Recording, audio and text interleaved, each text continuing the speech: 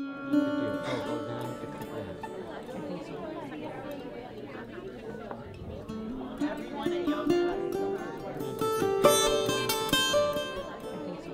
see a glance into other people's lives. If your imagination can move, you know, these are the kind of pieces that move them.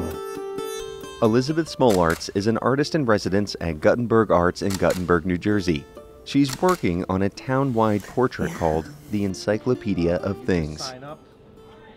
Residents of Guttenberg were invited to bring objects that held personal significance for them.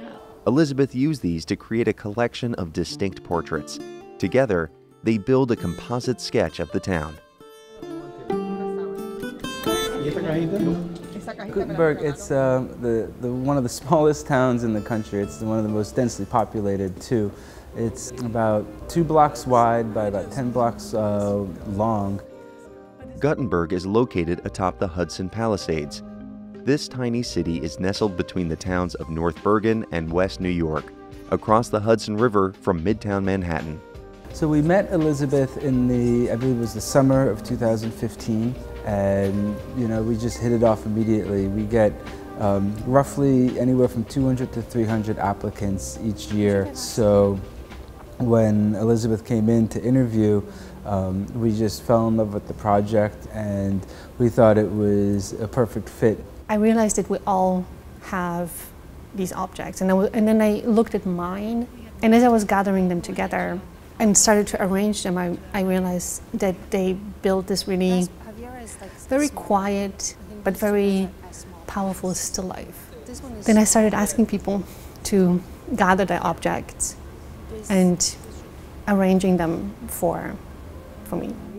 Elisabeth provided a roadmap for how participants arrange their objects, revealing their history and importance. Which one is the most important one? Let's start with that. Most important. If there's a fire and you saved everybody and you got your important documents, you go back, which one would you grab? Probably my mom's picture. Well, I'm not constructing them, but it's usually the person who I'm working with that has to do the installation and that construction, because it is a self-portrait. I like to put the person behind the camera, and then I go in front, and then I rotate the objects, and maybe I move them just a little bit. And then once they are behind the camera, then they start directing me. You want to hide the broken piece? It needs to be moved, closer together because it doesn't capture everything. Much better now. When I left Cuba, there were very few things that you could take out of value. My grandmother, my paternal grandmother, who got married in 1916, she made it herself with her sister, so this is all handmade.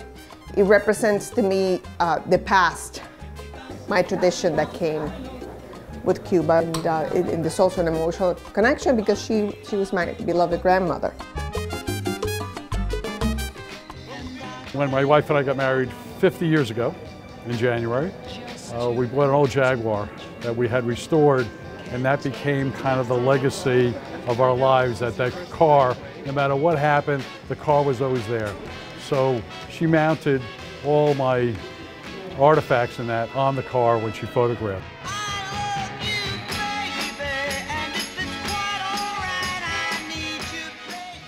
My portrait basically was my things that belonged to my family.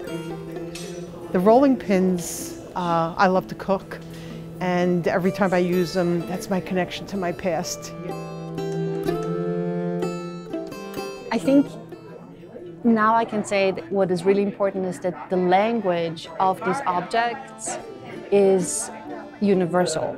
That's what I learned, that it doesn't matter where you're from, how old you are, what gender you are, none of it matters. We all have these objects that are very important to us, and we all treasure them.